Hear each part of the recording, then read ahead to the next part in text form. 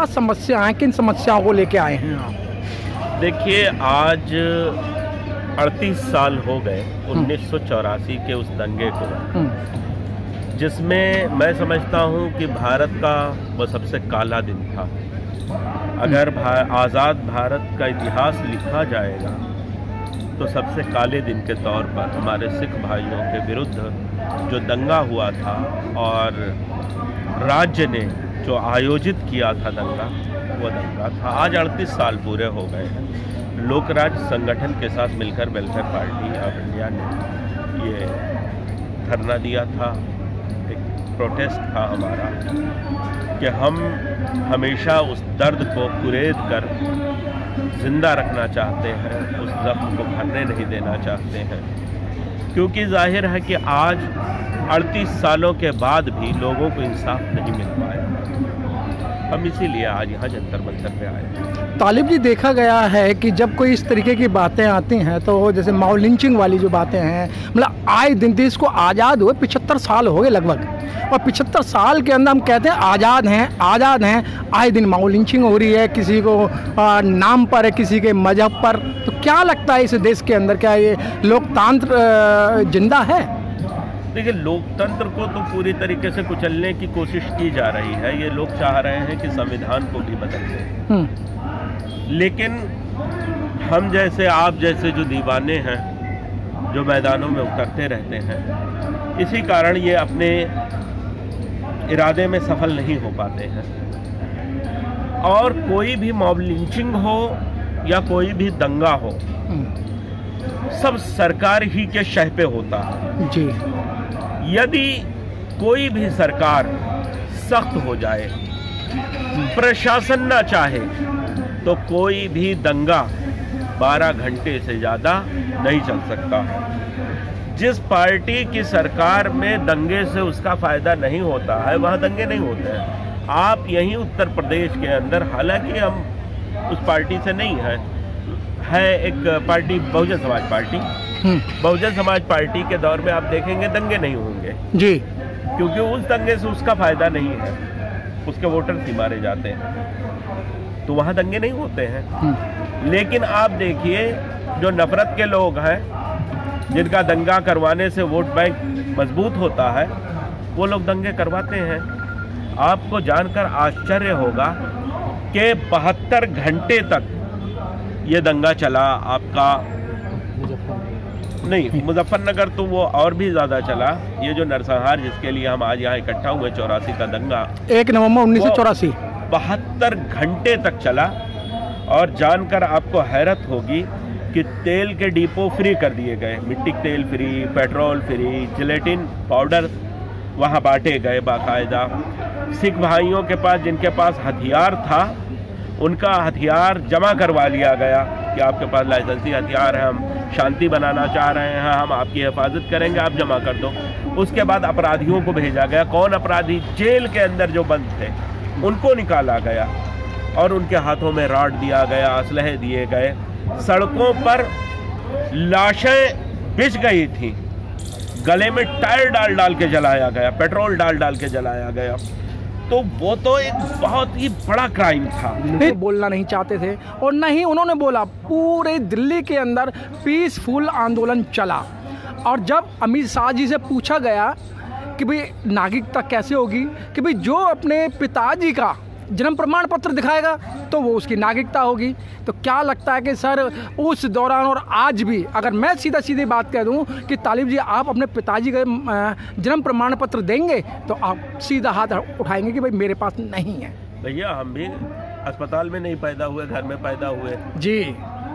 तो सच्चाई तो ये है कि उस दौर में, हमारी पैदाइश के दौर में भी जन्म प्रमाण पत्र उस तरह से नहीं बनता था। तो हमारे पिताजी जो आज से 80 साल पहले पैदा हुए थे, हम उनका जन्म प्रमाण पत्र कहाँ से लाएंगे? तो फिर आप यहाँ के नागरिक नहीं है? तो एक चीज तो खैर ये है ही है। हाँ। आपने CA/NRC के उसमें ये सवाल पूछा है, और इससे पहले आपने कहा कि दिल्ली के अंदर दंगा, तो एक दंगा दिल्ली का भी बड़ा संयोजित था। पहले ही वहाँ पत्थर गिरा दिए गए थे। कपिल मिश्रा वो बदमाश वहाँ गया और उसने भड़काऊ भाषण दिया और दंगे को उसने भड़का दिया। और आपको जानकर ये हैरत होगी कि कपिल मिश्रा एक बार के लिए भी गिरफ्तार नहीं किया गया। जिस अनुराग ठाकुर ने, भाई वो तो सांसद हैं, उन्होंने कहा गोली मारो सालों को, सीधा सीधा उन्होंने भड़काया, उनके ऊपर कोई भी मुकदमा नहीं हुआ, दंगा हो गया। और ये भी दंगा आपको जानकर आश्चर्य होगा कि ये भी दंगा 72 घंटे तक चला और सरकार की पुष्टपनाही में उसकी शह पर चला।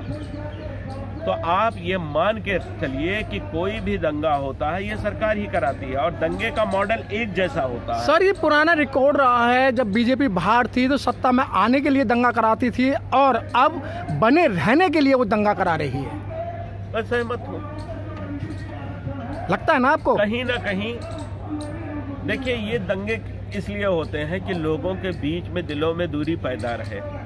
हिंदू और मुसलमान की, सिख और हिंदुओं की और दूसरे समुदायों की, अगड़े पिछड़ों की, दलित और सवर्णों की एक बाउंड्री जो है वो बनी रहे, एक बाड़, एक दीवार दिलों के बीच में खड़ी रहे और ये अपना जो एजेंडा है उसको सिद्ध करते रहें और देश को गुलाम बनाएं।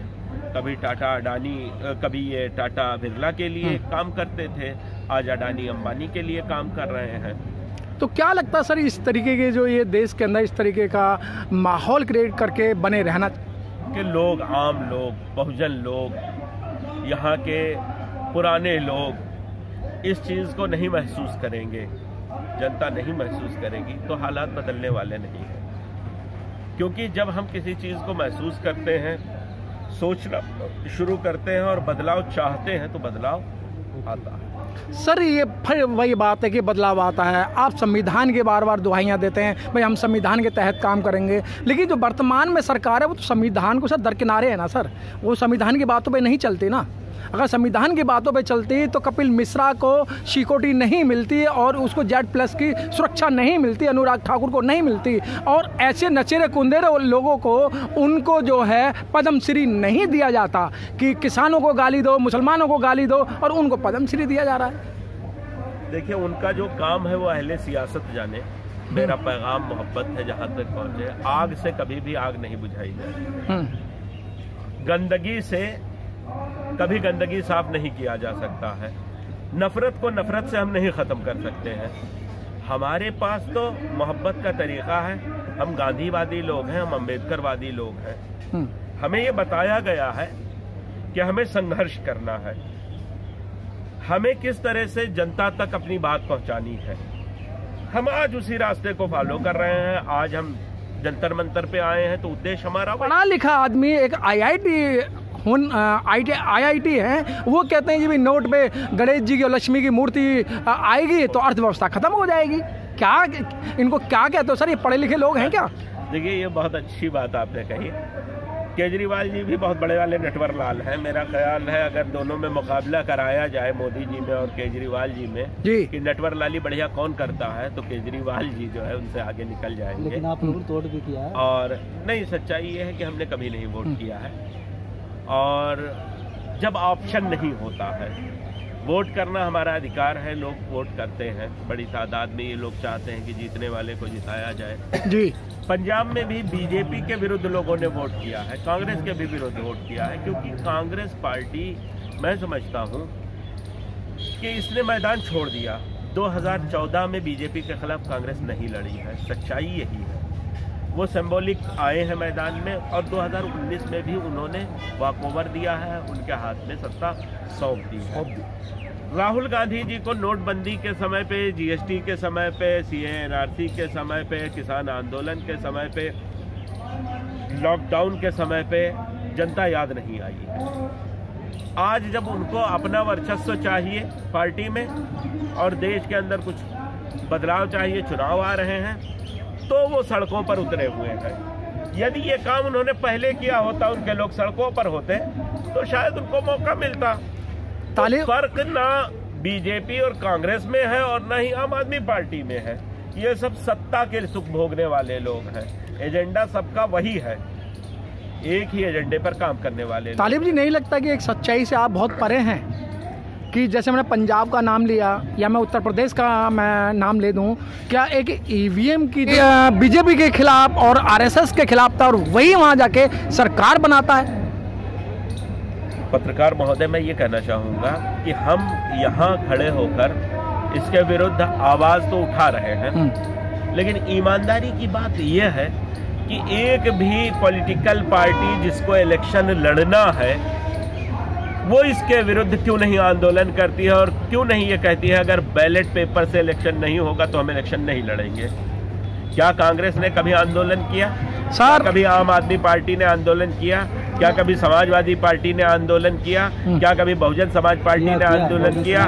क्या तृणमूल कांग्रेस ने आंदोलन किया? क्या एनसीपी ने आंदोलन किया? अन्ना डीएमके ने आंदोलन किया? किसी ने आंदोलन नहीं किया है। तालिब साहब, मैं यहीं रोकूंगा आपको। जब का लोहिया जी का मेरे को एक कथन याद आ रहा है कि जब रोड सुनसान हो जाएंगे तो पार्लियामेंट आवारा हो जाएगा, लेकिन आपने रोड को भी सुनसान नहीं होने दिया और इसको लोकसभा को भी आपने जो है मतलब सुनसान नहीं होने दिया। आप तो रोड पे तो हैं ना सर। पार्टियों का नाम लेंगे वो तो एक ही थाली के चट्टे बट्टे हैं, अगर उन्हें अपनी तनख्वाह बढ़ानी होगी तो वो सब लोग एक हो जाएंगे। देखिए, सच्चाई ये है कि गाजियों में बू रहेगी जब तलक ईमान की, जी तख्त लंदन तक चलेगी तेग हिंदुस्तान की। ये उस वक्त बहादुर शाह जफर ने कहा था जब वो जेल के अंदर थे, बड़ी मजबूर हालत में थे और उनके 4 बेटों की लाश, उनका सर जो है उनके सामने पेश किया गया था। अफसोस नहीं उन गुलों पर जो खिलकर मुरझा गए, अफसोस तो है उन गुलों पर जो बिना खिले ही मुरझा गए। ये जी, तो सच्चाई ये है कि उन्होंने ये कहा था जब अंग्रेजों ने ये कहा दमदमे में दम नहीं अब खैर मांगो जान की, तो उन्होंने ये कहा था कि गाजियों में बू रहेगी जब तलक ईमान की, तख्त लंदन तक चलेगी तेग हिंदुस्तान। तो जब तक हमारे और सीनों में, आपके सीनों में वो चिंगारी जिंदा रहेगी तब तक हम सड़कों पर उतरते रहेंगे। और संसद कितना भी आवारा होने की कोशिश करे, लेकिन हमारी कोशिश ये होगी कि वो आवारा ना हो। और कहीं ना कहीं आज आप देखिए कि जो हमारे साथी आज जेलों के अंदर हैं वो इसी की वजह से है, जिनको आज बेल नहीं दिया जब बेगुनाह है, क्योंकि वो आवाज़ थी। और मैं ये कहना चाहूँगा कि ये किसी भी आवाज़ को दबा नहीं सकते हैं इस तरह से। एक सिराज तालिब को आप जेल के अंदर डाल दोगे, दूसरे 1000 सिराज तालिब जैसे यहाँ पर खड़े हुए आपको मिल जाएंगे। तो सच्चाई ये है कि ये लड़ाई यूं ही जारी रहेगी, लोग सड़कों पर उतरते रहेंगे। ठीक है सर, थैंक यू।